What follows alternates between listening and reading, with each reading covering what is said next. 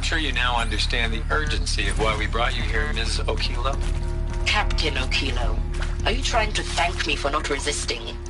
I believe we couldn't negotiate a diplomatic solution. When it came to my country's lithium, it was always a swarm that would be sent to negotiate.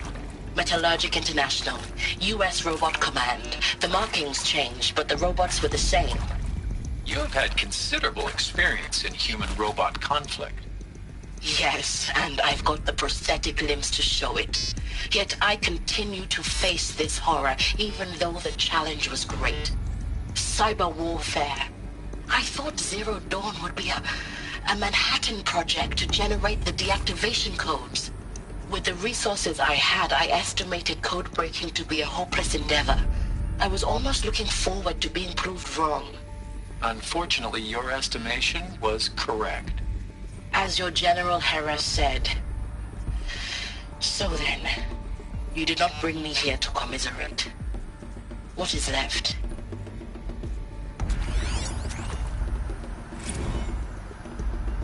Look, let's cut the mystery. You're building a colony ship. It's obvious.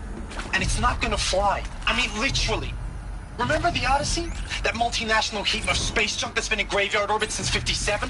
That went nowhere real slow. And you have to get somewhere real fast. Do you have any idea the immensity of the challenge to prep a new colony ship in time? To be clear, I'm not a worker on the project. Do you even understand how few people it could save? The whole generation ship concept is not gonna happen. It's the first thing you'd abandon in favor of embryonics. For that kind of storage, we're talking a lot of bulk, a lot of power, a lot of resources. So even if you do it, even if you build it and point it at Sirius X, there's no room for people on that thing, all right? If you could try to remain calm.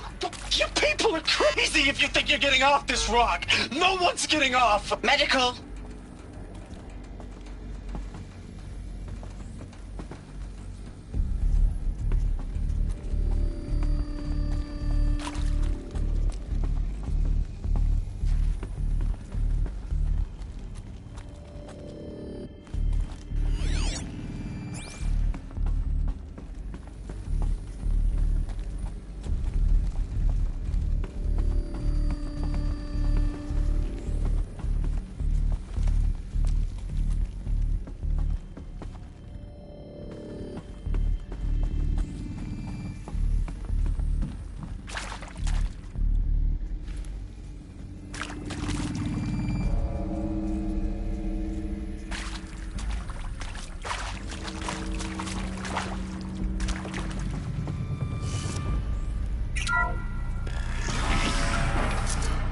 CD02 data intact.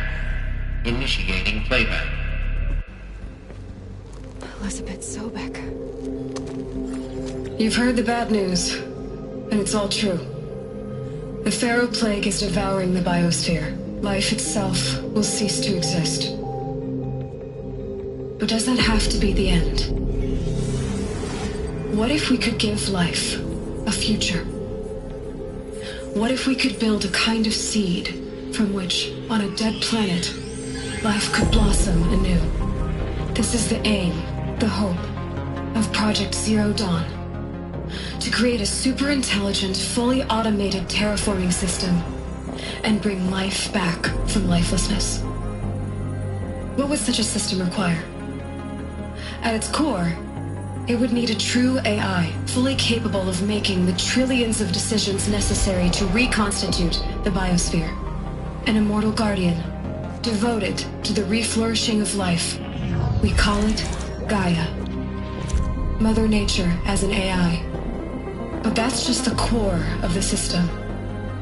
She will need to be surrounded and empowered by a comprehensive suite of subordinate functions. Think of them as extensions of Gaia's mind, each dedicated to a specific purpose.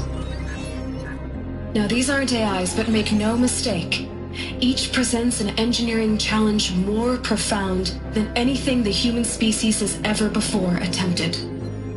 Hardware that preserves and then gestates the billions of seeds and embryos from which life will be reborn.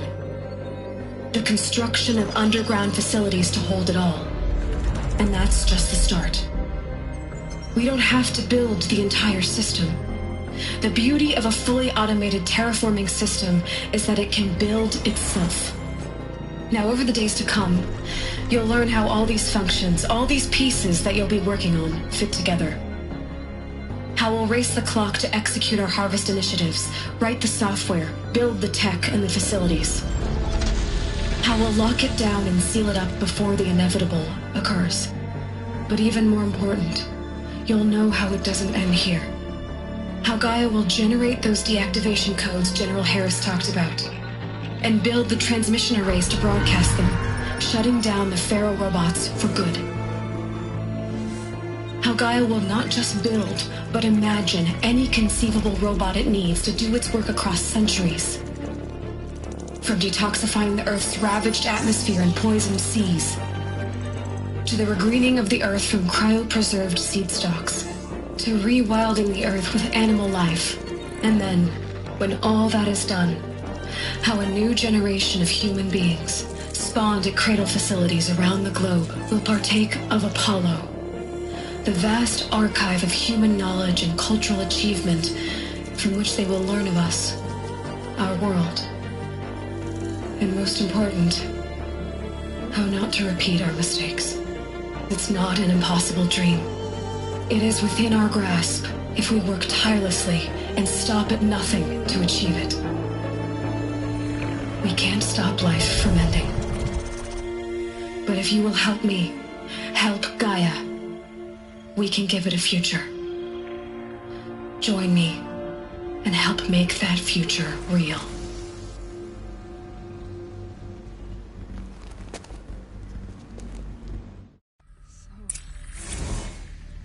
Whole Earth destroyed, but then remade? Yes. By a machine.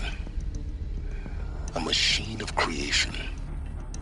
Elizabeth did this. For life. For us. But why Hades then? If it was part of Gaia, how did it end up in the wreckage of a Pharaoh robot? Why does it want to kill me? And Apollo, the archive of knowledge, what happened to that? I'm as confused as you are. Maybe the answers lie ahead.